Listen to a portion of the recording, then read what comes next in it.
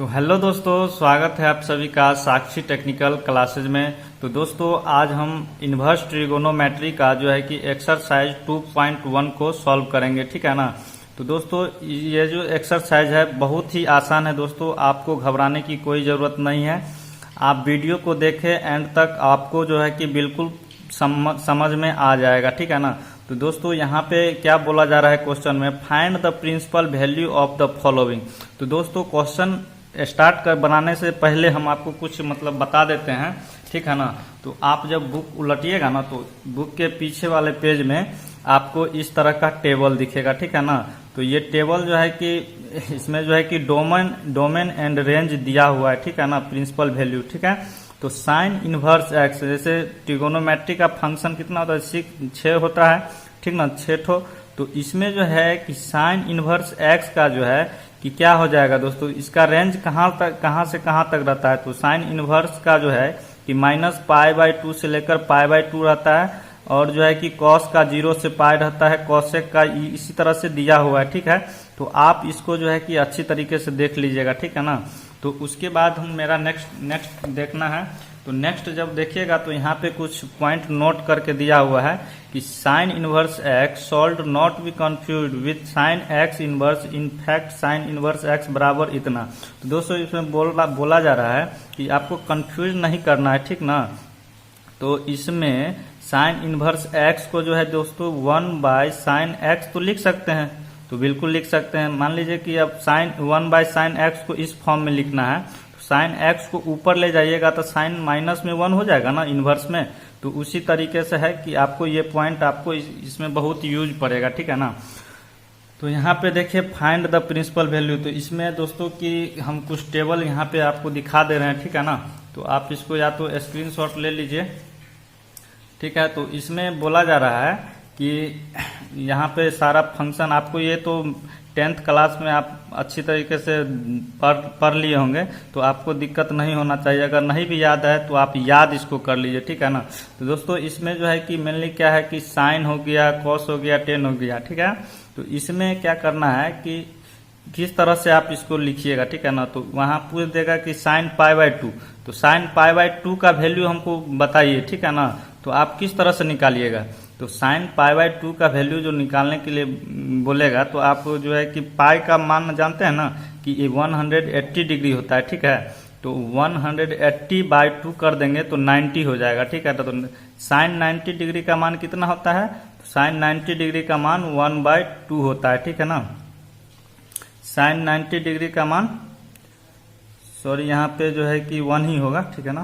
तो इसको काट देते हैं, तो साइन 90 का क्या हो जाएगा, 1 हो जाएगा, ठीक है। यहाँ पे दिया हुआ है तो आप देख लीजिए। तो यहाँ पे कितना हो जाएगा, π/2 हो जाएगा, ठीक है ना। तो इसी तरीके से है दोस्तों, इसमें जो है ना कि एक ऑफर चलता है, ठीक है ना। ऑफर क्या है कि बाय 1 गेट 1 फ्री, ठीक है।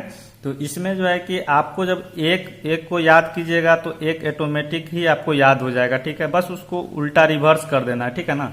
तो साइन एक्स, साइन का जो है कि ये चलता है, तो फिर कॉस का जो है कि इसी के उल्टा चल जाता है, ठीक है। जैसे देख लीजिए 0 है तो यहाँ पे 0 हो गया, 1/2 है तो 1/2, इसी तरीके से है। जैसे यहाँ पे 1 है, 1 आ गया, √3 आप एक को याद कीजिएगा तो एक ऑटोमेटिक ही याद हो जाएगा, ठीक है।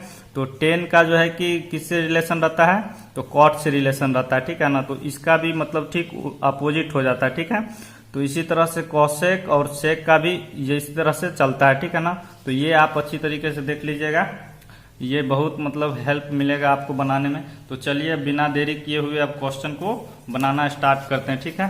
तो बहुत ही इजी है दोस्तों, कोई दिक्कत नहीं, चलिए बनाते हैं।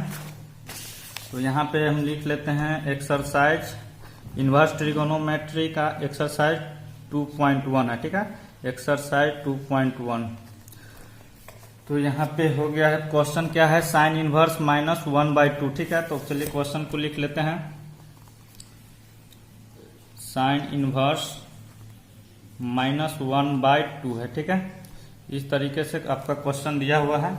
तो अब हम इसको क्या करेंगे, सबसे पहला काम है कि इसको हम लेट कर लेते हैं, y मान लेते हैं टोटल को, ठीक है ना। तो लेट y = साइन इनवर्स -1/2 हो जाएगा, ठीक है। तो इतना करने के बाद अब हमको क्या करना है, कि साइन वाला पार्ट, साइन को जो है कि इस साइड लेके आ जाएंगे। तो बोलिएगा किस तरह आप लेके ऐसे ही चले आइएगा। तो इसमें जो है दोस्तों कि आपको वहां पे आपको कुछ नोट पॉइंट में आपको बताए थे, यहाँ पे देख लीजिए कि साइन इनवर्स, साइन एक्स का इनवर्स है तो इसको आप इस तरीके से लिख सकते हैं। तो यहाँ पे जो है कि साइन इनवर्स है ना, तो आप यहाँ पे 1/sin x ही मानिए, ठीक है। तो यहाँ पे 1/sin, चलिए 1, तो यहाँ पे इस तरीके से लिख सकते हैं। फिर इसको हटा देते हैं, साइन इनवर्स x को जो है इस तरीके से तो लिख सकते हैं साइन एक्स। तो यहाँ पे आप 1/sin मानिए, ठीक है ना, 1/sin मानिए, ठीक है। तो यहाँ पे जो है कि साइन को इस साइड ले आइएगा तो क्या हो जाएगा, sine y is equal to क्या बचेगा, -1/2, ठीक है। तो अब यहाँ पे जो माइनस है इसको इस साइड ले आते हैं, ठीक है, -sin y, ठीक है ना। तो यहाँ पे 1/2 हो जाएगा।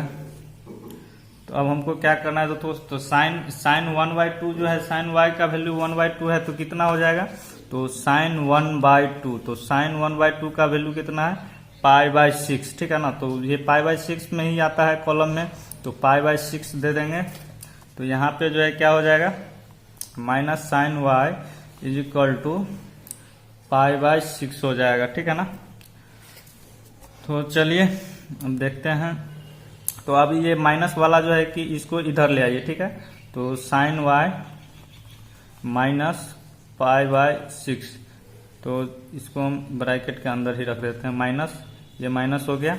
तो यहाँ पे इतना करने के बाद आपको क्या करना है कि आपको यहाँ पे कुछ पॉइंट लिख देना है। तो यहाँ पे साइन जो है कि साइन y का जो वैल्यू होता है वो हम जानते हैं। तो यहाँ पे एक लिखेंगे, यहाँ पे लिखना होगा दोस्तों कि we know that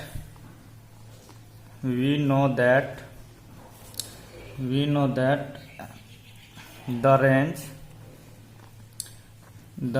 of the principal value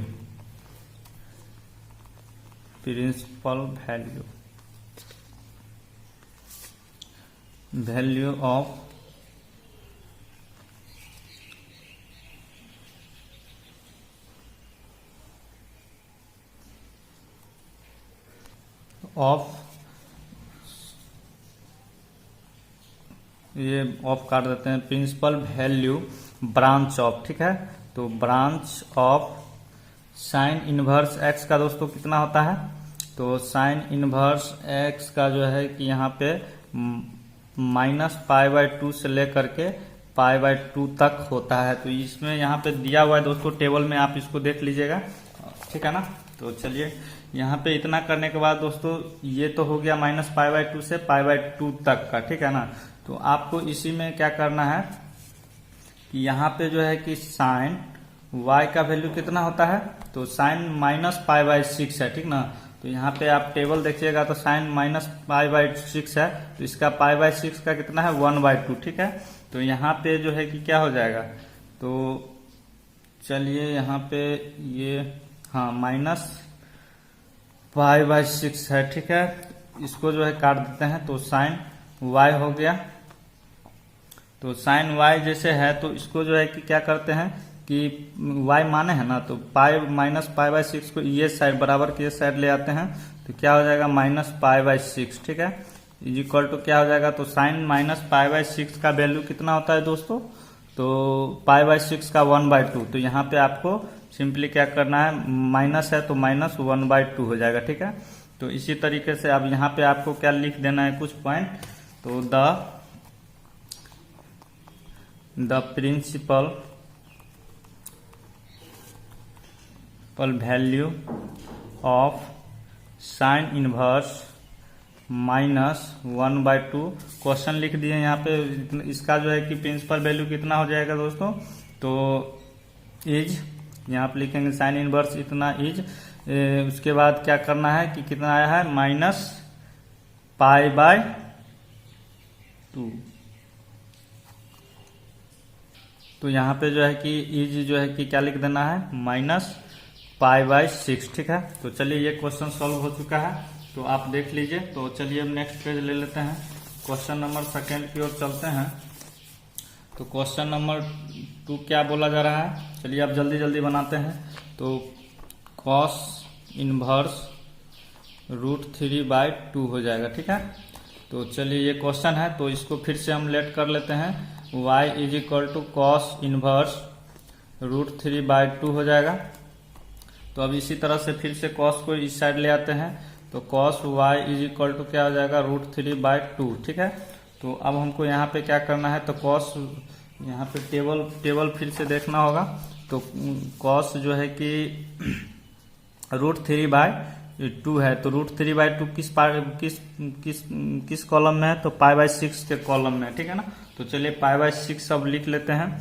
तो यहाँ पे cos y का क्या हो जाएगा, √3/2, तो यहाँ पे आप लिख दीजिए cos π/6। ठीक है, π/6। तो यहाँ पे आपको फिर से लिख देना है we know that the range of the value branch of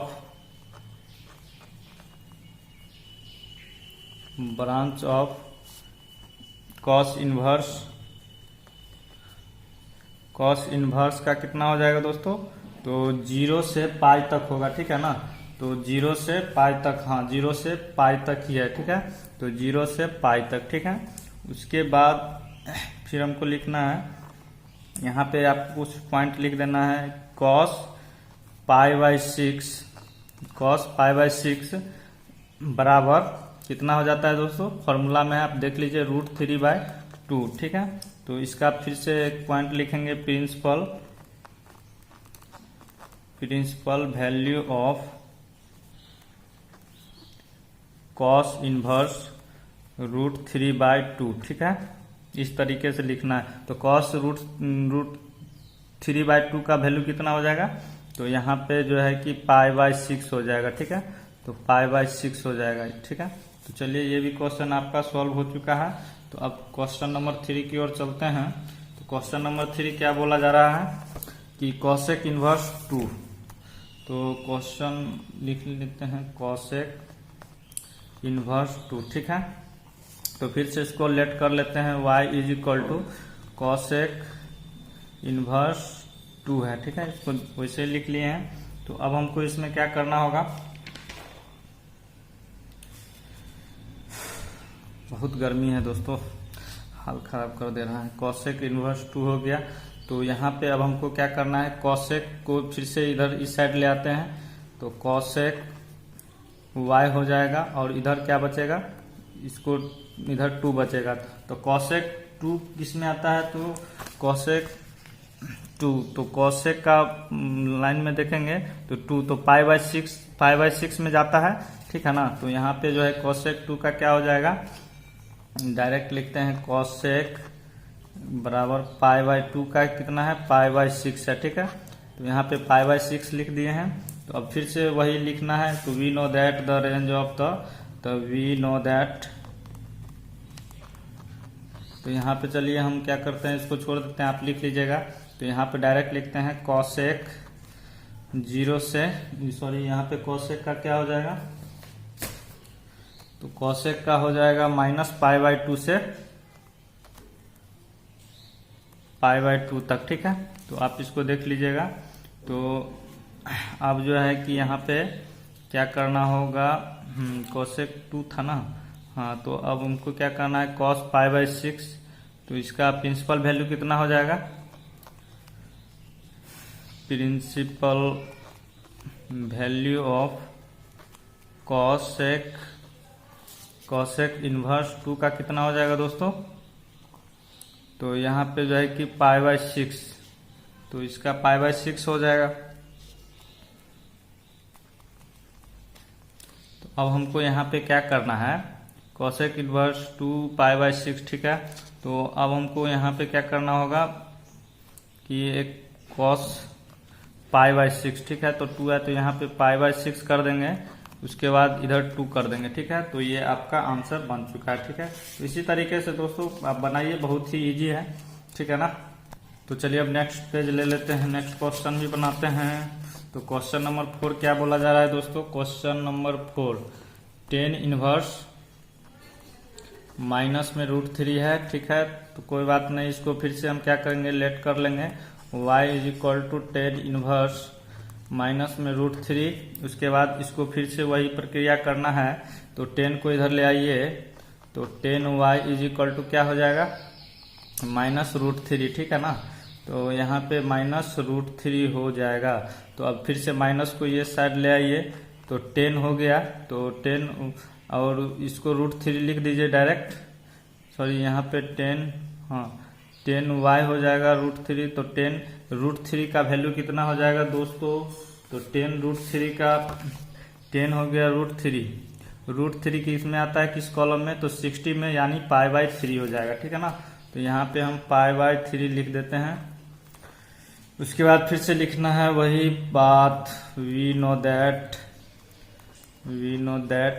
the range of the, तो आप लिख लीजिएगा, ठीक है। तो हम डायरेक्ट लिख देते, नहीं तो बहुत लॉन्ग वीडियो बन जाएगा, ठीक है ना। तो फिर अपलोड करने में दोस्तों बहुत समय लगता है, ठीक है ना।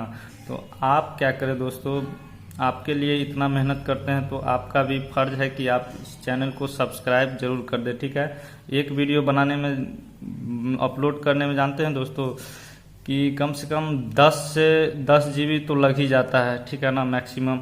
और बहुत टाइम भी लगता है अपलोड होने में, ठीक है ना। तो आप इतना तो जरूर कर लीजिएगा, चैनल को सब्सक्राइब कर लीजिएगा, ठीक है। तो चलिए अब हम देखते हैं।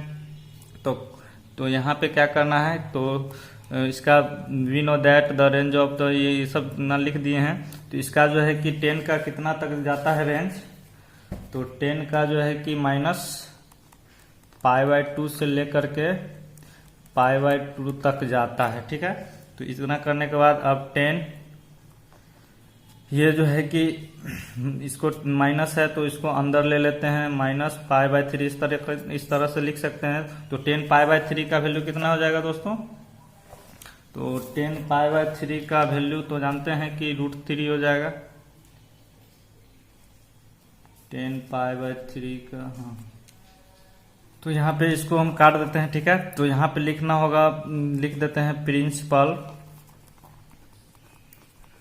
वैल्यू ऑफ, तो प्रिंसिपल वैल्यू जो है कि ऑफ 10 इनवर्स √3 माइनस √3 का कितना हो जाएगा दोस्तों, तो यहाँ पे आपका जो है कि ये कितना हो जाएगा, इज π/6। 10 √3 का क्या हो जाएगा क्या हो जाएगा दोस्तों, माइनस में, ये माइनस है तो यहाँ पे जो है कि क्या हो जाएगा, माइनस π/3। तो ये आपका आंसर हो जाएगा, ठीक है। तो चलिए अब नेक्स्ट नंबर क्वेश्चन देख लेते हैं दोस्तों। ये क्वेश्चन बहुत ही मजेदार है, ठीक है ना। तो ये क्वेश्चन आप बना लीजिएगा तो समझिए कि आपका इस चैप्टर में जो है कि सारा क्वेश्चन कंप्लीट हो गया है, ठीक है। तो ये क्वेश्चन थोड़ा सा इंटरेस्टिंग है, तो आप इसको देखिए। तो क्वेश्चन नंबर 5 लिख लेते हैं, cos इनवर्स -1/2, ठीक है। तो अब हमको इसमें क्या करना है, तो इसमें भी वही प्रक्रिया है, तो लेट कर लेते हैं। y is equal to cos inverse -1/2, ठीक है। तो यहाँ पे अब इसको cos को फिर से तो यहाँ पे दोस्तों 2π/3 का वैल्यू कितना हो जाएगा, -1/2 हो जाएगा, ठीक है। तो यहाँ पे आपको फिर से वही पॉइंट लिख लेना है, ठीक है ना। तो हम इसमें पेज नहीं है, छोड़ देते हैं। तो अब चलिए नेक्स्ट पेज लेके जो है कि अब हम देख लेते हैं नेक्स्ट नंबर, क्वेश्चन 6 नंबर, ठीक है। क्वेश्चन नंबर 6 क्या बोला जा रहा है, तो 10 इनवर्स -1, ठीक है ना। तो यहाँ पे क्वेश्चन हम लिख लेते हैं 10 इनवर्स -1। तो इसको फिर से हम लेट कर लेते हैं, y is equal to 10 inverse -1, ठीक है। तो अब हमको इसमें क्या करना है, फिर से 10 को इस साइड ले आइए, तो 10y इज इक्वल टू क्या हो जाएगा, -1। तो अब 10 -1 कौन कॉलम में आता है दोस्तों, किस कॉलम में, तो यहाँ पे हम देख लेते हैं 10 का जो है कि आपको दोस्तों ये जो है टेबल आपको बहुत अच्छी तरीके से याद कर लेना है, ठीक है ना। इससे बहुत मतलब आपको बेहतर होगा, ठीक है। तो 10 देखिए, तो π/4 के कॉलम है, तो π/4। तो यहाँ पे हम लिख देते हैं 10, ये -1 है तो यहाँ पे माइनस रहेगा ही, तो 1 का क्या हो जाएगा, π/4, ठीक है। तो यहाँ पे अब हम फिर से लिखेंगे we know that the range of the range of principal value लिख देते हैं, प्रिंसिपल वैल्यू ऑफ 10 इनवर्स -1 का कहाँ से कहाँ तक है इज, तो 10 का क्या होता है -π/2 से लेकर के π/2 तक का होता है। ठीक है, तो चलिए अब हम क्या करते हैं यहाँ पे, तो वही बात है यहाँ पे लिख लेना है प्रिंसिपल वैल्यू ऑफ, फिर से दो यहाँ पे 10 इनवर्स सॉरी यहाँ पे 10 इनवर्स काट देते हैं, यहाँ पे लिख देते हैं द प्रिंसिपल वैल्यू ऑफ। आप जब क्वेश्चन जब दोस्तों बनाइएगा तो आपको ये बातें लिख देना है, ठीक है ना, तो मतलब बेहतर रहेगा, एग्जाम में आपको अच्छा मार्क्स भी मिल जाएगा। ठीक है, तो ऑफ साइन इनवर्स सॉरी यहाँ पे क्या हो जाएगा 10 इनवर्स, तो ऑफ 10 यहाँ पे लिखेंगे 10 -π/4 का वैल्यू कितना होता है -1 होता है। ठीक है, तो ये आपका आंसर हो गया। ठीक है, तो अब हम क्या करेंगे क्वेश्चन नंबर 7 देख लेते हैं। क्वेश्चन नंबर 7 क्या बोला जा रहा है, तो यहाँ पे नेक्स्ट पेज उलट लेते हैं।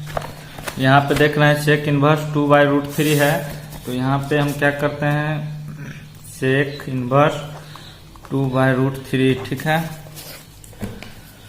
तो अब देख लेते हैं, तो यहाँ पे फिर से लेट कर लेना है y = सेक इनवर्स 2/√3। ठीक है, तो सेक को फिर से इधर ले आइए, तो सेक y = 2/√3 हो जाएगा। ठीक है, तो अब यहाँ पे हमको क्या करना है फिर से कि सेक 2/√3 किसका है, तो सेक का कॉलम में देखना है तो 2/√3। ठीक है ना, तो 2/√3 तो π/6, तो ये π/6 के कॉलम में है। ठीक है, तो यहाँ पे हम लिखेंगे फिर से सेक π/6 तो है, तो यहाँ पे लिखेंगे π/6। ठीक है, तो अब फिर से वही बात लिख देना है वी नो दैट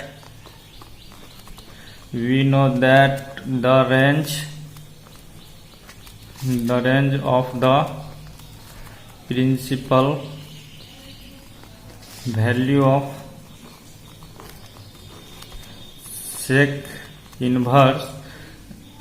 इनवर्स का मतलब प्रिंसिपल वैल्यू कितना कहाँ से कहाँ तक होता है दोस्तों, तो यहाँ पे जो है कि 0 से पाई तक होता है। ठीक है ना, तो 0 से पाई तक होता है। तो अब हमको यहाँ पे क्या करना है, तो सेक π/6, तो सेक π/6 का मान कितना है दोस्तों, तो 2/√3। आप देख लीजिए 2/√3। ठीक है, तो ये आपका आंसर हो गया। ठीक है, तो इसमें दोस्तों एक पॉइंट है कि आप बोलेंगे कि 0 से पाई वाले जो केस जो होता है उसमें आप पाई माइनस क्यों नहीं लिए, मतलब जैसे कि 5 नंबर क्वेश्चन में हम बनाए थे, तो उसमें दोस्तों यहाँ पे आप देख रहे हैं कि यहाँ पॉजिटिव है, ठीक ना, यहाँ पे निगेटिव नहीं है। अगर निगेटिव रहता तो इसमें भी हम उसी तरह से बनाते जिस तरह से हम 5 नंबर क्वेश्चन बनाए। ठीक है, तो चलिए अब नेक्स्ट नंबर क्वेश्चन ले लेते हैं। तो नेक्स्ट नंबर क्वेश्चन क्या है, 7 हो गया है, अब 8 नंबर क्वेश्चन ले लेते हैं। तो 8 नंबर है कॉट इनवर्स √3। ठीक है, तो कॉट इनवर्स √3। ठीक है, तो अब यहाँ पे हमको क्या करना है, फिर से लेट कर लेना है y = कॉट √3। ठीक है, तो कॉट को फिर से इस साइड ले आइए, cot y = √3।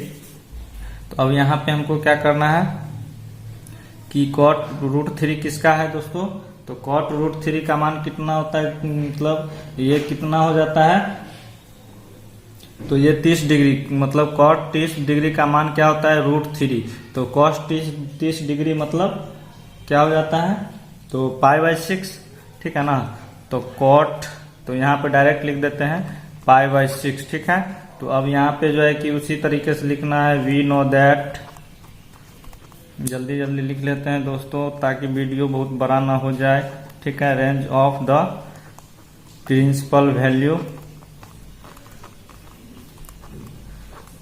Principal value of cot inverse root 3 का मान कितना हो जाएगा दोस्तों? इज कॉट का कहाँ से कहाँ तक लाइज करता है दोस्तों? तो 0 से पाई तक जो है कि इसका रेंज होता है, ठीक है। तो इसीलिए लिख देते हैं कॉट π/6 का वैल्यू कितना हो जाएगा? √3, ठीक है। तो ये आपका आंसर हो गया। चलिए क्वेश्चन नंबर 9 देख लेते हैं। तो क्वेश्चन नंबर 9 में क्या बोला जा रहा है? तो यहाँ पे देख सकते हैं कॉस इनवर्स -1/√2, ठीक है। तो √2 हो गया, तो ये है। तो फिर से हम लेट कर लेते हैं y = cos इनवर्स -1/√2, ठीक है। तो इसमें भी दोस्तों आपको क्या करना होगा? वही जो 5 नंबर क्वेश्चन में यहाँ पे माइनस है ना, तो कॉस वाला केस में उसी तरीके 0 से पाई जिसका रेंज रहता है उसमें हम करेंगे, ठीक है ना। तो यहाँ पे देख सकते हैं कॉस इनवर्स हो गया -1/2 हो गया, ठीक है। तो अब देख लेते हैं। तो अब हमको यहाँ पे क्या करना होगा? तो यहाँ पे 1/√2 हो गया है। तो अभी यहाँ पे हम क्या करेंगे? तो कॉस को इधर फिर से ट्रांसफर कर देंगे। कॉस y = क्या बचेगा? -1/√2। तो फिर माइनस को ये साइड ले आइए, -cos y = 1/√2 इधर बचेगा। तो अब आपको क्या करना है इसमें? तो यहाँ पे देख लेना है कि cos y बराबर क्या हो जाएगा। तो यहाँ पे अब हम पाई ले लेंगे, ठीक है ना। तो सॉरी, यहाँ पे cos 1/√2 किसका वैल्यू है दोस्तों? किसका है? तो 45 डिग्री, cos 45 डिग्री का मान 1/√2 होता है, ठीक है ना। तो यहाँ पे जो हो जाएगा π/4 हो जाएगा, ठीक है ना। तो cos y = π/4 हो जाएगा, ठीक है। तो अब हमको इसमें क्या करना होगा कि cos तो देंगे, ठीक है ना। cos y = ले लेंगे π-π/4, ठीक है। तो यहाँ पे इस तरीके से ले लिए हैं। तो cos y बराबर क्या हो जाएगा? ये 4 इधर मल्टीप्लाई कर दीजिए तो 4π हो जाएगा, सॉरी 4π -π हो जाएगा, ठीक है। बट्टे में 4 हो जाएगा, ठीक है, इस तरीके से। तो अब हमको यहाँ पे क्या करना है? तो cos y बराबर क्या हो जाएगा? तो 3π, 4π में से एगो पाई घटा दीजिए तो 3π/4 हो जाएगा, ठीक है। तो इस तरीके से आप देख लीजिए। तो 3π हो गया, इस तरीके से है 3π/4, ठीक है। तो ये आपका आंसर हो गया। तो ये आपका आंसर हो गया। चलिए अब नेक्स्ट नंबर क्वेश्चन ले लेते हैं। तो नेक्स्ट नंबर क्वेश्चन क्या है दोस्तों? क्वेश्चन नंबर 10 बोला जा रहा है। तो क्वेश्चन नंबर 10 में क्या है? क्वेश्चन लिख लेते हैं। क्वेश्चन नंबर 10 में cosec इनवर्स -√2, ठीक है। तो इसको फिर से हम लेट कर लेते हैं। y = cosec इनवर्स -√2, ठीक है। तो अब फिर से cos वाला पार्टी को इधर ले आइए तो क्या हो जाएगा? cosec y = इधर क्या बचेगा? माइनस में √2, ठीक है। तो अब हमको यहाँ पे देखना है कि cosec का वैल्यू कितना होता है, ठीक है। तो यहाँ पे देख सकते हैं cosec √2 का मान कितना है? cosec 45 डिग्री का मान √2 होता है। तो यहाँ पे π/4 लिख सकते हैं ना। तो cosec y का क्या हो जाएगा? माइनस में क्या हो जाएगा? π/4, ठीक है। तो π/4, ठीक है ना। तो इस तरीके से आपको बनाना है। तो चलिए इसका cosec का रेंज जानते हैं ना, तो वही आप बात लिख दीजिएगा, छोड़ दे रहे हैं। तो इसका रेंज कितना से कितना तक होता है दोस्तों? तो cosec का रेंज तो आप जानते हैं कितना से कितना, -π/2 से लेकर के π/2 तक होता है। सॉरी, यहाँ पे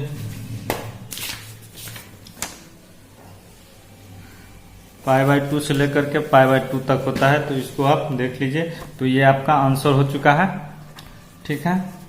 तो अब क्वेश्चन नंबर 11 जल्दी जल्दी बना लेते हैं, वीडियो बहुत बड़ा हो चुका है। तो 11 नंबर क्वेश्चन क्या है?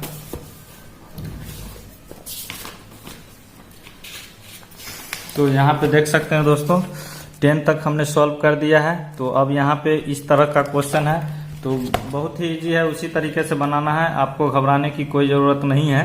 तो find the value of the following, इसका वैल्यू फाइंड करना है। टेन इनवर्स 1 का उसी तरीके से बनाना है, सबका वैल्यू निकाल करके जो है कि आपको यहाँ पे रख करके सबको जोड़ देना है, ठीक है। तो चलिए किस तरीके से बनता है देख लेते हैं इस क्वेश्चन को भी। क्या है इस क्वेश्चन में, क्वेश्चन नंबर 11 लिख लेते हैं। टेन इनवर्स 1 और plus cos inverse -1/2 plus sign inverse -1/2, ठीक है। इस तरीके से क्वेश्चन हम लिख चुके हैं। तो अब हमको इसमें क्या करना होगा दोस्तों कि मानना होगा, ठीक है ना। तो इसको हम x मान लेते हैं, इसको y मान लेते हैं और इसको z मान लेते हैं, ठीक है। तो चलिए इसको हम पहले क्या करते हैं कि x बराबर जो है टेन इनवर्स 1 मान लेते हैं, ठीक है।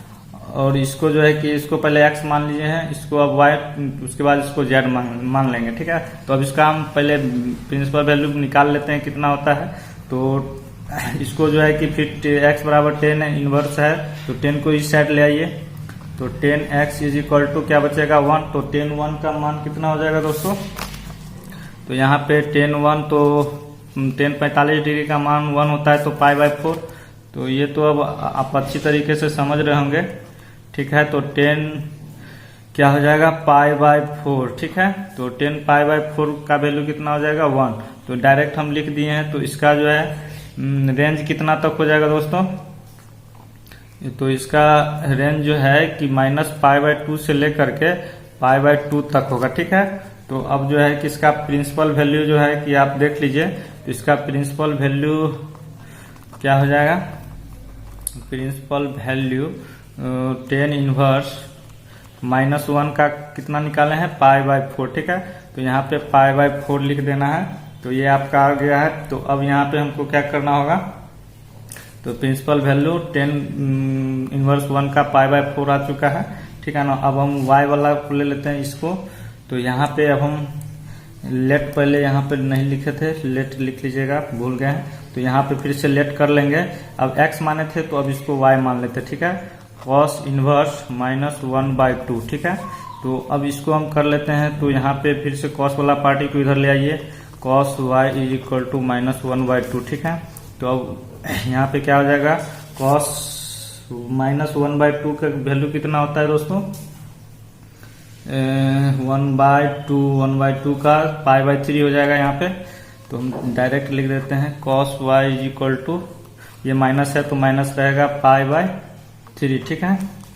तो यहाँ पे करने के बाद माइनस को इस साइड ले आते हैं। तो यहाँ पे इधर क्या बचेगा π/3, ठीक है। तो अब हमको क्या करना है दोस्तों यहाँ पे कि cos π-π/3 ऐसे करके लिखना होगा।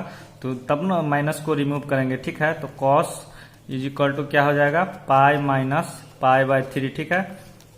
अब क्या करना है दोस्तों यहाँ पे, तो इसको 3π से मल्टीप्लाई करके -π को घटा देना है। तो cos हो जाएगा और 3π -π में 3 हो जाएगा, इस तरीके से हो जाएगा ना। तो अब यहाँ पे क्या हो जाएगा 2π/3, ठीक है। तो अभी यहाँ पे जो है कि हम नेक्स्ट पेज ले लेते हैं। तो यहाँ पे देख सकते हैं कि क्या लिखना होगा। तो वही सब बात लिखना है, ठीक है ना। तो 2π/3, तो इसका रेंज कितना तक हो जाएगा दोस्तों, तो 0 से π, तो इसको पता ही है। तो इसका प्रिंसिपल वैल्यू क्या हो जाएगा, प्रिंसिपल वैल्यू ऑफ द, तो यहाँ पे हम उतना सारा बात नहीं लिख रहे हैं, आप लिख लीजिएगा, ठीक है ना।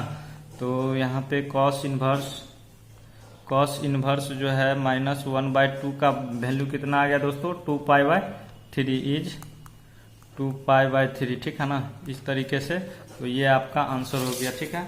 सॉरी, इसका जो है कि y का वैल्यू निकल गया, ठीक है ना। ये आपका फाइनल आंसर नहीं है। तो अब देख लेते हैं। अब x हो गया। तो यहाँ पे देखिए x माने थे, इसको y माने थे, अब इसको z मानना है, ठीक है ना। तो इसको जो है कि क्या करना है, लेट करना है z is equal to sine inverse -1/2, ठीक है। तो अब इसको क्या करना है, फिर से वही प्रक्रिया, साइन को इधर ले आइए, sine z is equal to -1/2, ठीक है। तो यहाँ पे माइनस है, ठीक है ना। तो अब यहाँ पे हमको क्या करना होगा, तो गला फंसने लगता है दोस्तों, बहुत बोलना पड़ता है, ठीक है ना। तो कोई बात नहीं, आपके लिए इतना तो कर ही सकते हैं, ठीक है ना। 1/2। उसके बाद क्या करना होगा, यहाँ पे माइनस को इस साइड लेके चले आइए, ठीक है ना। तो माइनस साइन जेड, इधर क्या बचेगा दोस्तों 1/2, ठीक है। तो अब हमको यहाँ पे क्या करना है, साइन 1/2 का वैल्यू कितना हो जाएगा, किसका है, तो साइन 30 डिग्री का मान क्या होता है 1/2, तो π/6 हो जाएगा, ठीक है ना। तो यहाँ पे क्या हो जाएगा माइनस साइन, क्या हो जाएगा माइनस साइन π/6, ठीक है, π/6।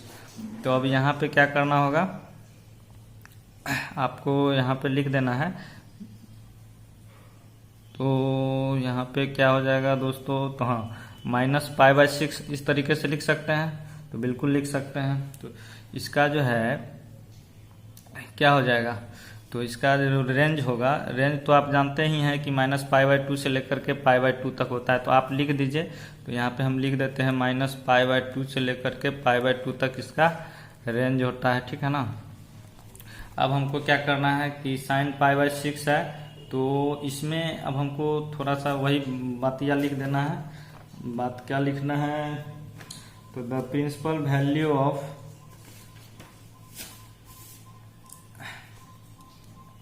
तो यहाँ पे लिख देते हैं the principal value of sine inverse, sorry हाँ साइन इनवर्स -1/2 का जो वैल्यू है कितना है, इज -π/6 है, ठीक है। तो इस तरीके से है, ठीक है ना। तो ये मेरा आ गया है z का वैल्यू, z बराबर, और क्या है कि यहाँ पे जो है कि ये मेरा y का वैल्यू आ गया है, y = 2π/3, तो इतना है, ठीक है, इसको लिख दिए हैं। अब जो है कि y, सॉरी यहाँ पे किधर गया, तो 11 नंबर क्वेश्चन था। तो अभी यहाँ पे हमको इधर क्या है, x का वैल्यू कितना आया था दोस्तों, π/4 आया था, ठीक है। तो अभी यहाँ पे सबको सब्स्टिट्यूशन कर देते हैं। तो चलिए फटाफट से कर लेते हैं, पहले क्वेश्चन फिर से लिख लेते हैं, ठीक है ना। तो tan इनवर्स 1 हो गया प्लस cos इनवर्स -1/2 हो गया प्लस साइन इनवर्स -1/2 हो गया, ठीक है। तो अब हमको इसमें क्या करना है, वैल्यू लिख देना है। x माने थे तो x का वैल्यू क्या है, tan 1 का वैल्यू कितना आया था, तो यहाँ पे π/4 और बीच में प्लस दे दीजिए। cos इनवर्स -1/2 का कितना आया था, तो यहाँ पे देख सकते हैं कि y का, इसको y माने थे तो y का वैल्यू कितना आ गया 2π/3, ठीक है, 2π/3 प्लस, अब इसको क्या माने थे, z माने थे, साइन इनवर्स -1/2 को, तो z का वैल्यू कितना है, तो यहाँ पे -π/6 है, ठीक है। यहाँ तक कोई दिक्कत दोस्तों। तो अब यहाँ पे क्या करना है कि 4, 3 और 6 को जो है कि एलसीएम ले लेना है, ठीक ना। इसको काट देते हैं, 4, 3 और 6 को एलसीएम लीजिएगा तो कितना आएगा दोस्तों, 12 आ जाएगा, ठीक है ना। तो चलिए हम एलसीएम ले लिए हैं। तो यहाँ पे अब क्या करना है, तो 4 से काटेंगे 3 या 3 और पाई, तो मल्टीप्लाई करेंगे तो 3π और प्लस 4 बार में करता है, 4 3 12 तो 4 2 मतलब 4 दूनी 8, ठीक है। तो 4 2 8 हो जाएगा, 8π और प्लस, यहाँ पे प्लस माइनस क्या हो जाएगा दोस्तों, यहाँ पे माइनस है तो प्लस माइनस माइनस हो जाएगा, ठीक है। अब ये जो है 6 2 12 होता है, ठीक है ना। तो यहाँ पे फिर पाई है तो 2π हो जाएगा, ओके।